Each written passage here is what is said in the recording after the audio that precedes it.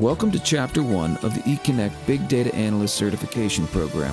Today's focus and emphasis for Quiz 1 will be centered on how to navigate the home screen, access camera and camera features, and use the summary view on the POS tab.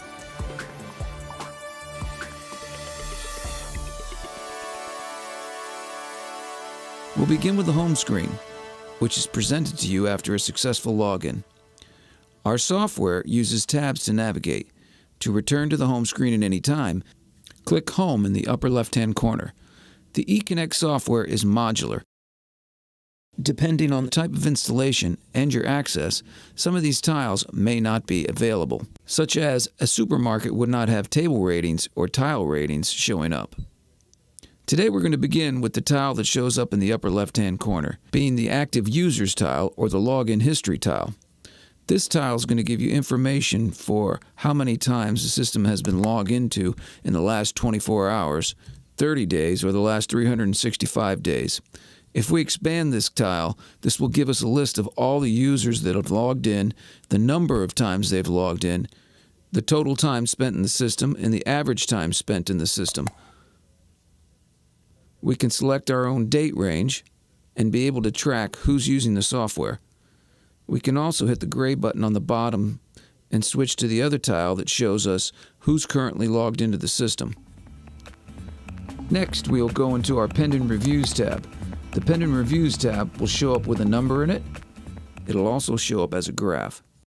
If we expand this tile, we can see all line items that have been set to pending, and we'll go over this a little bit later when we go over the POS package.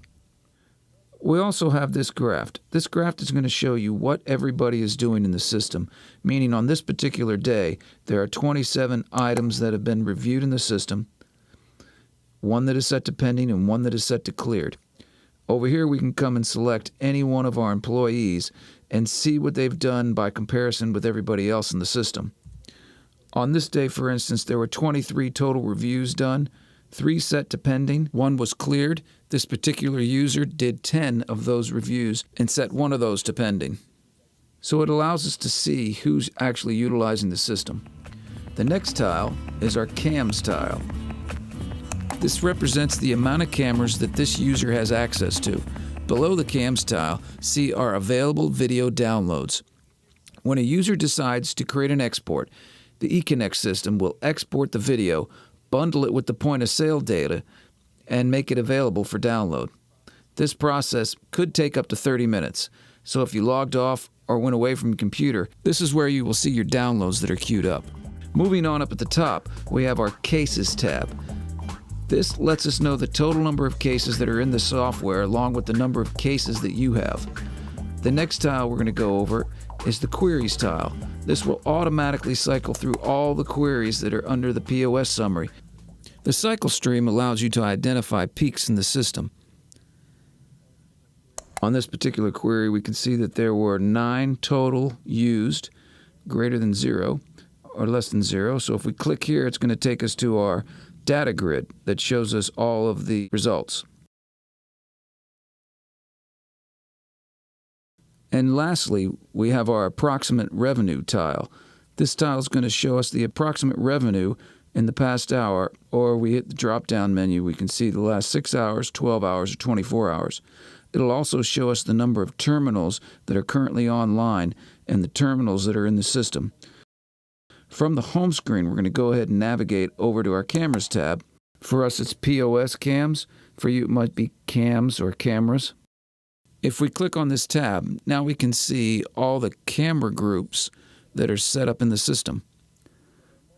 There are multiple ways we can add cameras. First way is, up at the top, we can put the name of the camera we're looking for, and it will automatically populate any results for that camera. And we can drag and drop the camera into the viewing area, or we can hit the plus symbol next to the name of the camera. It's good to note that if you drag and drop a camera, it will replace the existing camera. It will not add an additional camera. Now to close the cameras, there's 2 different ways we can close it. The first way is to hit the X in the upper right-hand corner of the camera itself.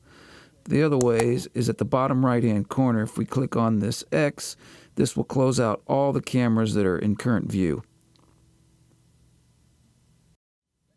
Next way to add a camera is to the left of the camera group, there's an arrow. Click on this arrow and it will expand and show us all the cameras that are within this group. Once again, we can drag and drop to add a camera, or simply click the plus symbol to add a camera. Beside the camera group, you can see a number. In this case, it's a number 6. If we click the plus symbol here, it will add all 6 cameras within this group. This feature is automatically disabled if the camera group contains more than 10 cameras.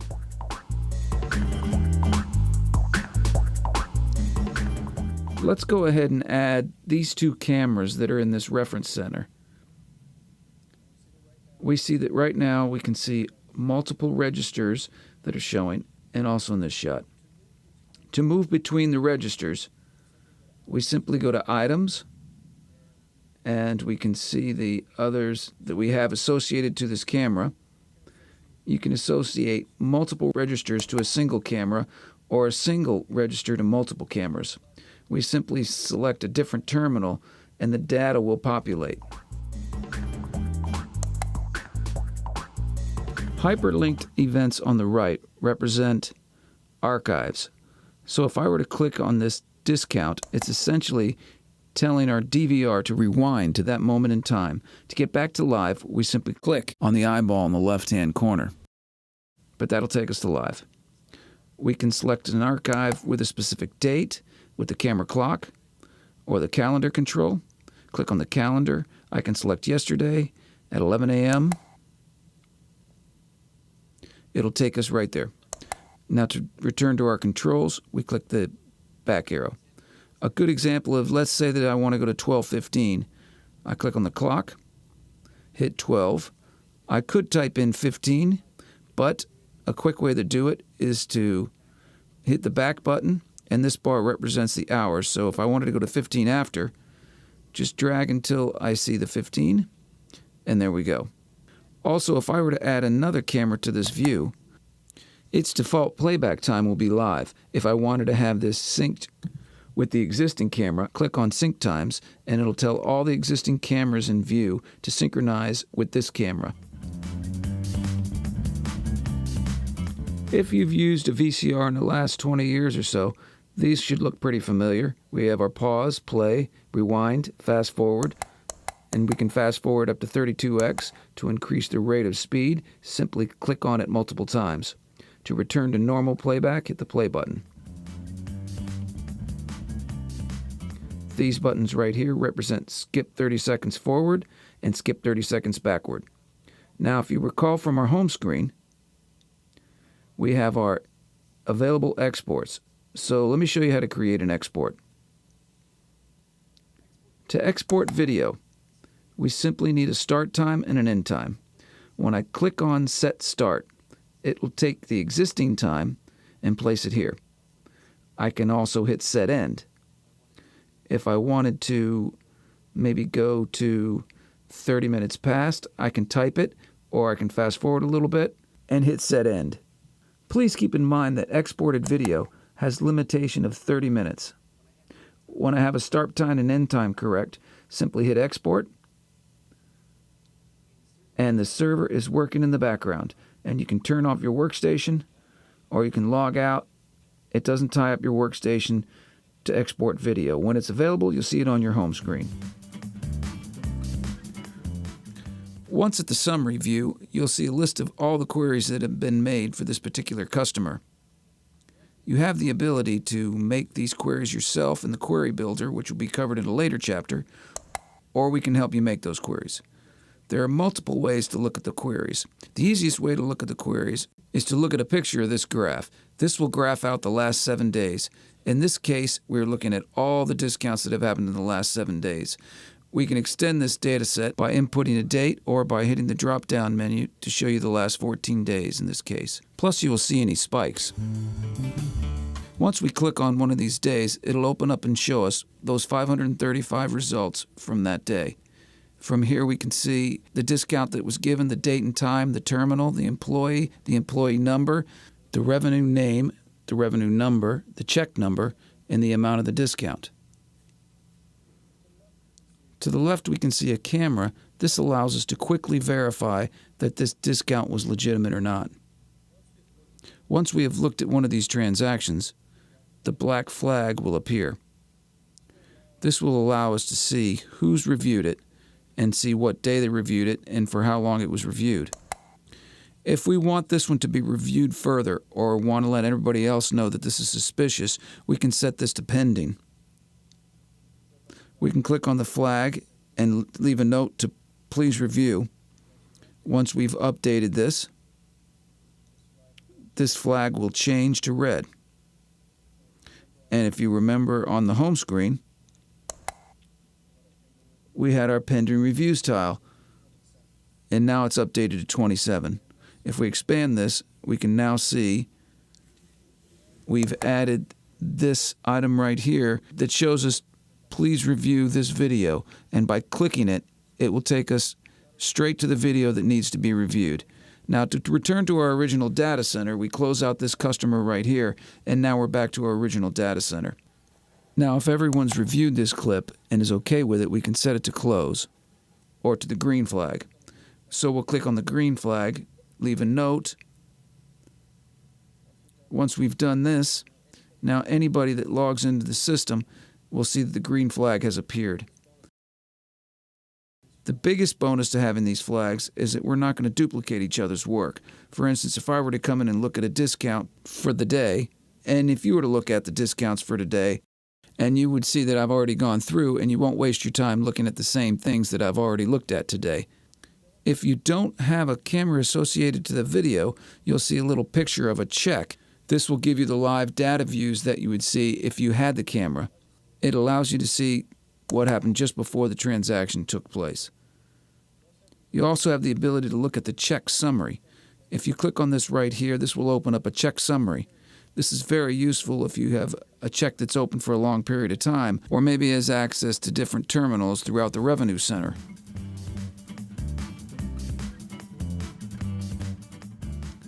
The other way to look at this data is to click on the word. And if you just mouse over the word or the query you want to see, you'll see it says yesterday. This will take us to yesterday's data set.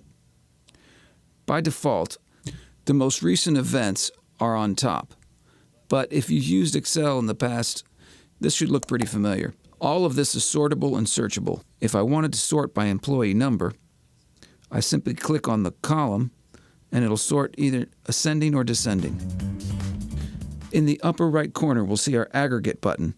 This essentially means to group by. So here we're looking at 514 discounts. It's a lot to go through. If I click on aggregate, it'll ask me what I'd like to group by. And a great one is employee. So again, all discounts grouped by employee.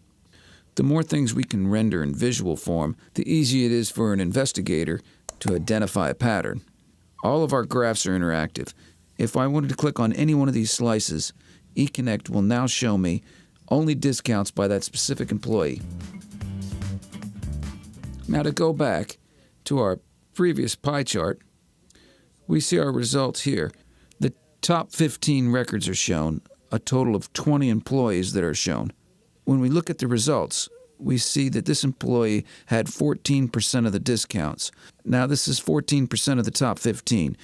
If we wanted to see how much this person really had in comparison to everybody on the property, we click right here to show proportional data. Now this will add everybody else that is included in this pie chart and will adjust the true percentage of what this person did for that day. Now it's only 13.2%. If we decided we want to see more results, we can take this bar and drag it to the right to see the results for up to the top 50.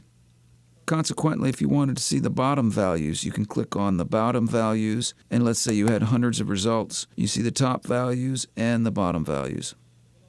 We can also export this into Excel by clicking here, and it will allow you to export all this information, data, to Excel.